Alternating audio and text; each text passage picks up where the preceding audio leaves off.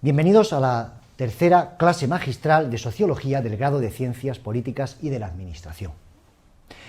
Se trata de una clase magistral que está íntimamente enlazada con las dos anteriores, concretamente las miradas sociológicas planteadas por los clásicos y las miradas sociológicas que se desarrollan a partir del primer tercio del siglo XX en el Atlántico. Son las sesiones magistrales correspondientes al tema 1. Esta sesión magistral corresponde al tema 2 y aconsejo al alumno que revise las anteriores antes de ver esta sesión magistral. Y el motivo es bien sencillo. Tendrá buena parte de las pistas para entender esta última sesión magistral en las anteriores. Punto de partida. La sociología no es una ciencia estática. La sociología es una ciencia dinámica y de hecho los cambios que ha experimentado son bastantes a lo largo del tiempo. Cambios que están en buena medida ligados a los cambios experimentados por parte de la sociedad a la que estudia y a la que intenta arrojar luz para llegar a comprenderla. Si queremos entender cuáles son los desarrollos más recientes en el campo de la teoría sociológica, hay que tener muy presente cuáles son los cambios que han experimentado las sociedades del siglo XX, de finales del siglo XX y de comienzos del siglo XXI. Nos encontramos ante nuevos escenarios cuyos rasgos distintivos son una creciente disgregación social, la crisis del Estado-nación con la emergencia de la globalización y nuevas entidades supranacionales y por otro lado también el afloramiento de tendencia hacia el localismo, tendencia en buena medida ligadas a lo identitario, nuevos estilos de vida marcados por el individualismo y el privativismo, las nuevas migraciones, las crisis de los actores políticos tradicionales como partidos políticos y sindicatos, donde los ciudadanos cada vez se ven menos representados, instituciones que al fin y al cabo viven al margen de la sociedad, la emergencia de los fundamentalismos religiosos y étnicos, que pueden llegar incluso a convertirse en formas de nuevo terrorismo organizado. Recordemos en este caso atentados como los del 11M, el 11S o el 7J, y la acentuación de las desigualdades sociales, en buena medida no solamente ligadas a elementos de carácter económico, sino también a la emergencia de las brechas digitales derivadas por la afloración de las nuevas tecnologías de la comunicación y de la información. Pues bien, estos nuevos escenarios han llevado a que la sociología plantee nuevas perspectivas, nuevas categorías. ¿Por qué? Porque son necesarias para poder arrojar luz sobre los fenómenos sociales. ¿Cuáles son estas nuevas perspectivas?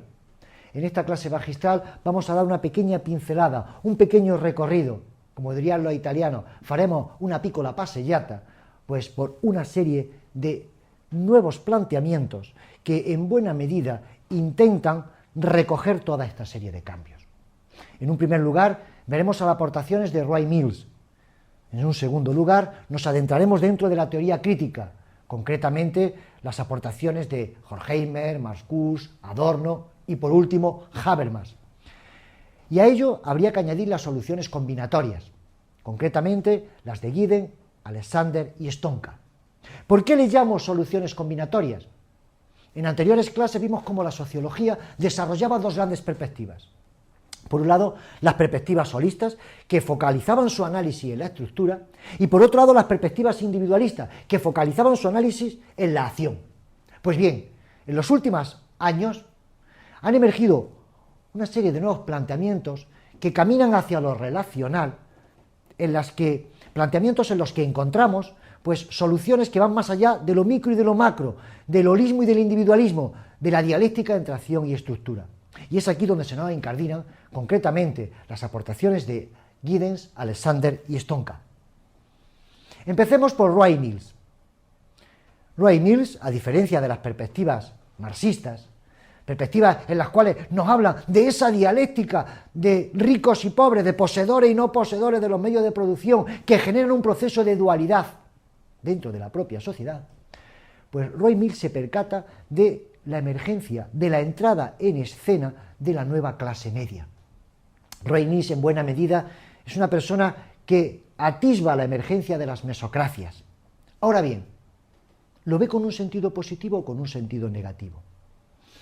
En primer lugar, decir que este nuevo mundo de los white collar, de los trabajadores de cuello blanco, aparece en continuo crecimiento, pero no ve en este mundo nada que le entusiasme. No se trata o no identifica el simple aumento cuantitativo de la nueva clase media con una toma de posición en la estructura social, ni de un correlativo incremento del poder, otro de los elementos que estará muy presente en los planteamientos de Roy Mills. La teoría crítica está íntimamente vinculada a la Escuela de Frankfurt, y sus principales exponentes son Horkheimer, Marcuse, Adorno y Habermas. ¿Cuáles son las intenciones de su planteamiento? Desenmascarar las pretensiones objetivistas de cierta ciencia social. De hecho, en buena medida la teoría crítica surge como reacción al funcionalismo, que, como vimos en la sesión magistral anterior, es la teoría o perspectiva sociológica dominante en la segunda mitad del siglo XX. El capitalismo, dentro de la teoría crítica, nos aparece como un escenario en el cual el ser humano no puede desarrollarse en plenitud. La teoría crítica, extrayendo elementos procedentes de Weber y procedentes de Marx, va más allá del dominio de la infraestructura, adentrándose en un análisis de las formas culturales como instrumentos de dominación.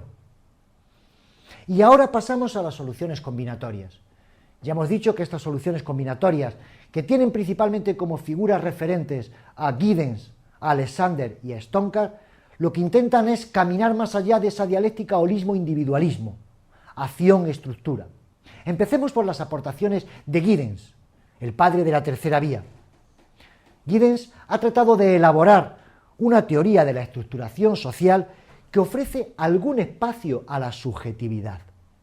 El actor social está insertado dentro de estructuras, pero ¿es un ratón dentro de esa estructura, dentro de ese laberinto, o aporta algo? Pues bien, la teoría combinatoria de Giddens intenta dar cabida a la subjetividad del actor, que no estaría socializado en su plenitud por las estructuras. La relación recursiva entre agencia y estructura queda establecido por medio de las prácticas sociales. Dichas prácticas sociales son a la vez receptoras de las propiedades estructurales de los sistemas y generadoras de las estructuras que los sistemas arrastran en el espacio-tiempo. Como podemos ver, la solución a lo micro y lo macro no está del todo clara. Existe un gran déficit en este planteamiento, y es la no posesión de una teoría de la relación, una teoría que se adentre en esa realidad inmaterial que está en el espacio-tiempo de lo interhumano. Junto a la solución combinatoria de Giddens nos encontramos con la solución combinatoria de Jeffrey Alexander, uno de los últimos discípulos de Talcott Parsons. Digamos que de Alexander lo que más nos interesa, si alguien le da por leer a este sociólogo americano, es todas sus aportaciones sobre el terreno de la sociedad civil. ¿Qué ha hecho Alexander en materia de teoría sociológica? Pues ha revisado el planteamiento holista del funcionalismo, otorgándole una mayor contingencia y multidimensionalidad. Dicho en otros términos, intenta romper el hermetismo que podíamos encontrar en el planteamiento de Talcott Parsons.